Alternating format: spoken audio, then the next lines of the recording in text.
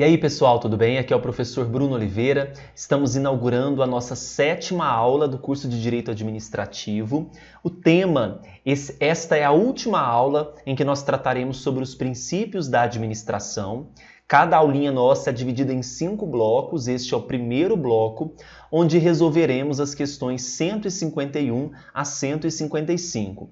Se você ainda não adquiriu o nosso curso completo de 1000 questões de Direito Administrativo, adquira agora pelo site www.eleitoralcombruno.com.br, ok? Essa é a nossa aula de número 7. Vamos à questão 151.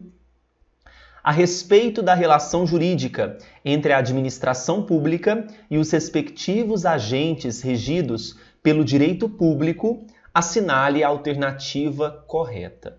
Letra A. Decorre da existência de um contrato público, no qual o direito fixa cumulativamente comandos que são de origem da própria administração pública e também do legislador. Veja, a relação entre a administração pública e os agentes se dará por lei. Lembra daquele vínculo em que nós temos ao princípio da legalidade, em que tudo que a administração faz, somente fará se estiver regido, se constar em lei. Então não se dará essa relação por meio de um contrato público. B. É fruto do regime jurídico administrativo, prevalecendo a vontade unilateral do Estado. Esses elementos estão contradizendo. O regime é o jurídico-administrativo, mas no regime jurídico-administrativo nós não temos a vontade unilateral do Estado, nós temos a vontade da lei. C. Pode ser caracterizada como um contrato bilateral com cláusulas alteráveis pelo consenso, mas também por possibilidade de alteração pelo legislador, unilateralmente. Claro que não, pessoal. Mais uma vez aqui, a condição fica condicionada à lei. D. Observa os comandos expressos em atos administrativos regidos pelo direito público? Também não. Sobra a letra E, que é aquilo que nós falamos desde o início. Reflete apenas a vontade da lei. É o gabarito da nossa questão 151, gabarito letra E. Tá bom? Vamos anotar aqui, princípio da legalidade, certo? Questão 152. O princípio da publicidade impõe a regra de que todo ato administrativo deve ser publicado, exceto quando o sigilo seja imprescindível à segurança da sociedade do Estado. A regra, por meio da transparência nas ações, é que a publicidade vigore. Mas há situações, quanto, por exemplo, à segurança do próprio Estado, em que o sigilo vai ser o quê? Imprescindível. Então, nessa hipótese, nós temos a exceção.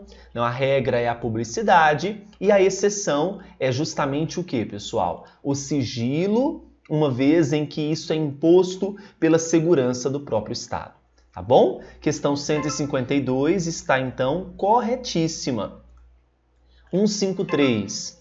O artigo 54 da Lei 9784, que é a Lei do Processo Administrativo Federal, dispõe que o direito da administração de anular os atos administrativos de que decorram efeitos favoráveis para os destinatários decai em 5 anos, contados da data em que foram praticados, salvo comprovada má-fé.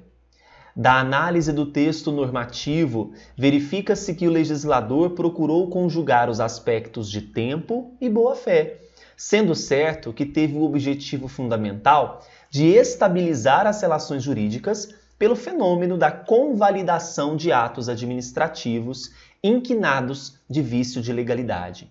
Nesse contexto, de acordo com a doutrina de direito administrativo, a citada norma aborda especificamente os seguintes princípios reconhecidos da administração. Ora, esse artigo 54, ele está falando da decadência. Para que serve essa decadência? Por que nós vamos anular os atos administrativos de que decorram efeitos favoráveis para os destinatários, decaindo em 5 anos, quanto ao direito da administração anular esses atos. Por que decai em 5 anos? Primeiro, para garantir a solidez do princípio da segurança jurídica. Segurança que será conferida aos destinatários que, após esse prazo, não sejam interferidos em relação aos seus direitos. E o outro princípio, com base na teoria da aparência, é o princípio da confiança, a proteção à confiança. A confiança na administração de que seus direitos não sejam perdidos e não sejam eivados. Então, nós temos 2 princípios sedimentados aqui: o da segurança jurídica e da proteção à confiança.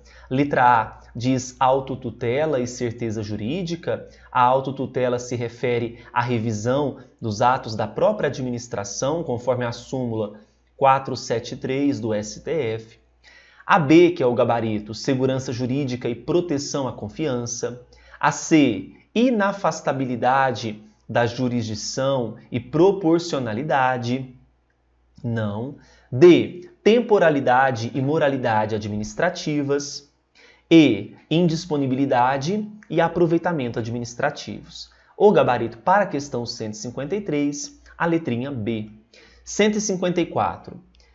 O princípio da autotutela, mais uma vez esse princípio que está esculpido na súmula 473, em que a administração vai anular os atos eivados de ilegalidade, não é? E revogar por conveniência e oportunidade.